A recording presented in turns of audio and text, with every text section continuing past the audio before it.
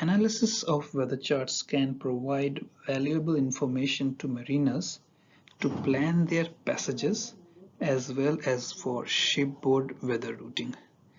Now, mariners have resources through which they can obtain these weather charts, and one of these sources is the weather satellite. Now, weather satellites provide three types of images. The first one is the visible satellite image, and the second one is the infrared images, and the third one is the water vapor images. And today I'll be talking about these three images and talking about the distinct features of each of these. So visible images that you see on your screen now show visible light scattered or reflected towards the satellite from the earth and clouds. The intensity of the image depends upon the albedo or the reflectivity of the underlying surface or cloud. The albedo, which is also the reflectivity of the surface, the albedo from land ranges between 10% and 30%, except for snow-covered surfaces where the albedo is much higher. A cloud's albedo is generally high, but can vary with its thickness and composition. Using a black and white color scale, visible images show the brightest and most reflective surfaces in white tones and the least reflective surfaces in black. Water has a low albedo, so it appears dark, as you can see on your screens. Thick clouds have high albedo and show up bright in the image. Thin cirrus clouds have low albedo and are usually semi-transparent to the sunlight. Visible images are only available during the daytime.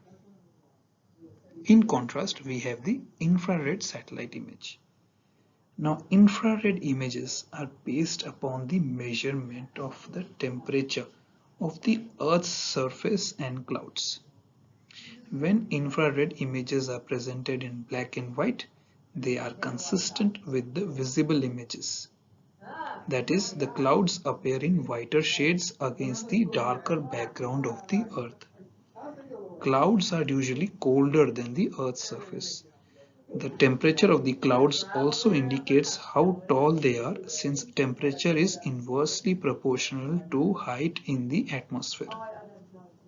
Hence, warm clouds show up in grey, cool clouds appear whiter, and the very cold clouds bright white. The colder the cloud, the more likely it is to produce rain. In the absence of clouds, the satellite measures the temperature of the land or ocean. Since in the infrared image, warm temperatures are dark and cold temperatures are lighter, hot arid regions appear dark while cooler higher latitudes usually appear brighter.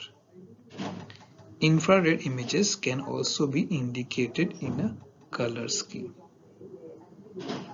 The Australian Bureau of Meteorology, for example, provides colored infrared satellite images where the lowest temperatures are indicated by very pale orange, that is minus 68 degrees Celsius, and slightly higher by red, which is minus 47 degrees Celsius, and the highest by bluish green color, that is minus 12 degrees Celsius.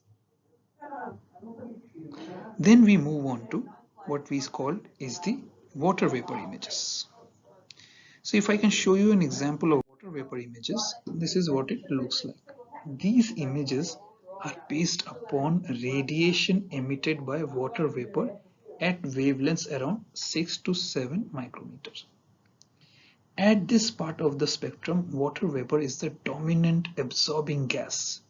Most of the water vapor radiation received by the satellite originates in the 300 to 600 hectopascal. But when the air is dry, some radiation may be received from layers as low as 800 hectopascal.